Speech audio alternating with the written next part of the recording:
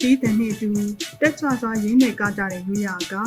စီနီများဖုံးသွင်းနေတဲ့တောင်တန်းကြီးများဒေါတောင်ရင်းမြေတဘာဝအလှနဲ့အတူရှုမဆုံးနဲ့အလှတရားများကတကယ်လေးစိတ်ဝင်စားစရာကောင်းတယ်လို့ပြောစရာလေးကောင်းလာပါတယ်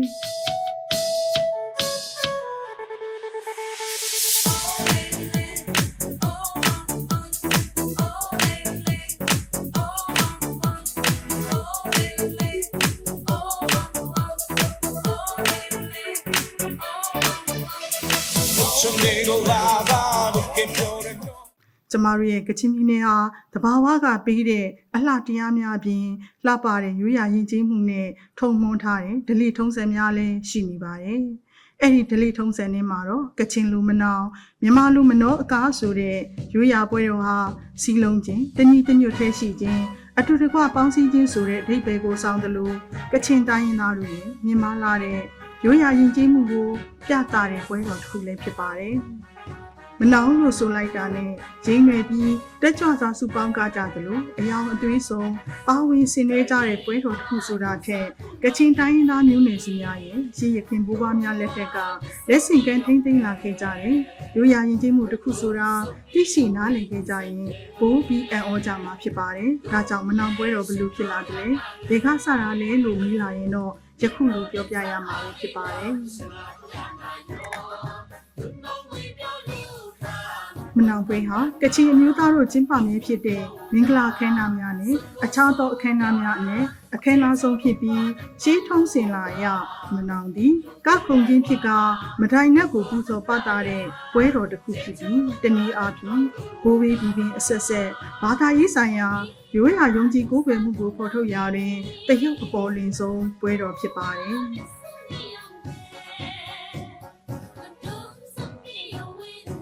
မနောင်ဟုသောစကား၏အဓိပ္ပာယ်မှာမန်တိုင်းသို့မဟုတ်အထုအထိပ်ဖြစ်ပါတယ်။မနောင်ကမဲ့နေရာနဲ့အလှမ်းမဝေးတဲ့နေရာမှာမနောအိမ်တော်တည်ရှိပြီးဝင်းရဲ့အလဲမှာအဝါအစိမ်းအနီးအပြာအဖြူနဲ့အနက်ရောင်တို့ဖြင့်ပေါင်းဆက်ကကချင်လိုမကားဟုခေါ်ဆိုသည့်ရိုးရာယဉ်ကျေးမှုအယူအဆသင်္ကေတကိုတရုတ်ဖော်ထားသောမနောတိုင်အကြားကြီးစတစ်ခုအနည်းအမြင့်ဆုံးတိုင်နှစ်တိုင်ကိုခိုတိုင်းလို့ခေါ်ပြီးအငယ်ဆုံးတိုင်ကိုမတိုင်ဟုခေါ်က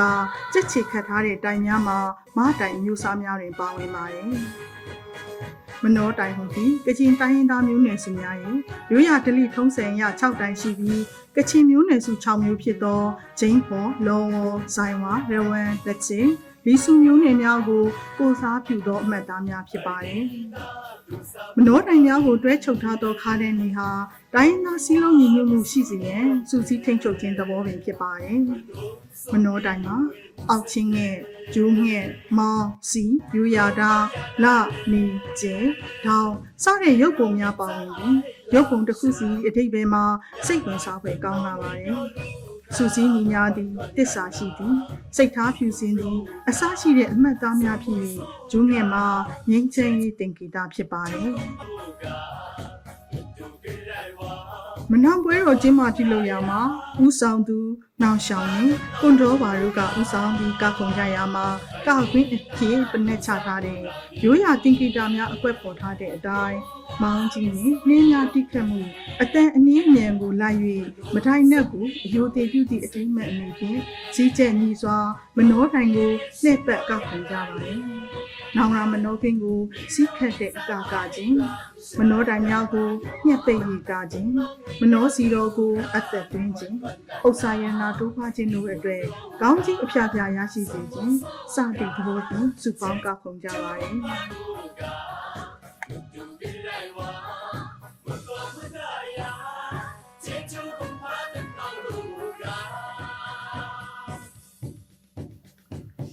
မနောတိုင်မှာထိထူထားတဲ့အကွက်ပုံစံများကိုအခြေခံ၍ကခြင်းဖြစ်ပါတယ်။မနောကာယမှာများသောအားဖြင့်အမျိုးသားများကရိုးရာတာအမျိုးသမီးများကရက်တောင်နှင့်လက်ကင်ဘွားများတောင်းဆုံဖက်များကိုင်းပြီးကကြတာဖြစ်ပါတယ်။ဦးဆောင်သူနှစ်ဦးဤနောက်လိုက်ပါကခုံကြပြီးကကျိုးကကွယ်များဟာအလွန်ရိုးပြီးလွယ်ကူမယ်ဟုတာမဲအမြင်ဖြင့်ထင်မှတ်ဖွယ်ရရှိပြီးတစ်ချိန်တစ်ခါမှမတွေ့မမြင်ဘူးသူပါဝင်ကခုံခြင်းမပြုခဲ့ဘူးသူတို့ပင်လည်းအလွယ်တကူဖြင့်လင်းမြန်စွာတက်မြောက်ကခုံနိုင်မည်ဟုမှတ်ယူဖွယ်ရှိပါတယ်။ တို့ရမှာမနောကဟာမနောစီတော်နဲ့မောင်းကြည့်စီးချက်နဲ့အညီအလိုညင်သာစွာခြေကိုဆွဲ၍ဘေးတိုက်တစ်မျိုးရှိတက်တဲ့တပုံကရသည်ဖြစ်တဲ့ကြောင့်အထူးကျွမ်းကျင်စွာကတတ်သူပင်ရှားလာပါတယ်လေ့ကျင့်မှုရှိပြီးကောက်ခုံမှုအတွေ့အကြုံများမှသာလျှင်တော်ယုံကြသောရွယ်မယောင်နှင့်ခက်တီအကတစ်မျိုးဖြစ်ပါတယ်မနောက်အကပုံကဟင်ကချိုးကကွယ်များဟာလိပ်ပြာများငါးများလူလာပြန်တန်းသွားကြပုံကိုအတူယူ၍ကပြကြပါတယ်အချို့ကကွယ်များဟာငါးများကွေးကဝိုက်ကကူးလူသွားလာနေကြတဲ့ပုံဟန်ကိုအတူယူ၍မိမိခါကိုဘယ်ရင်းညာဝေးလှုပ်ပြီးကကြပါတယ်ကချင်မျိုးနယ်စုတို့ရဲ့ဒလိထုံးစံအရကျင်းပတဲ့မနောပွဲတော်များမှာစွမနောဂျူမနောပဒံမနောကွမ်ရမနောစတိဖော်မနောလိုပဲဖြစ်ပါတယ်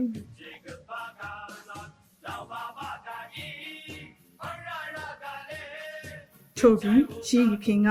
စစ်မြေပြင်ကိုထွက်ခွာကြမဲ့အချိန်မှာစစ်တီတို့စိတ်သက်တက်ကြစေရန်စစ်ချီတဲ့အခါမှာနင်ထံမနောဝဲလဲကျင်းပကြပြီတဦးနဲ့တူကြမှာမကျင်ညက်ချင်များရှိပါကပြင်းလဲအစဉ်ပြေစေရန်စစ်ဆက်ညှိနှိုင်းတဲ့အနေနဲ့ထင်ရန်မနောကိုလည်းကျင်းပကြပါတယ်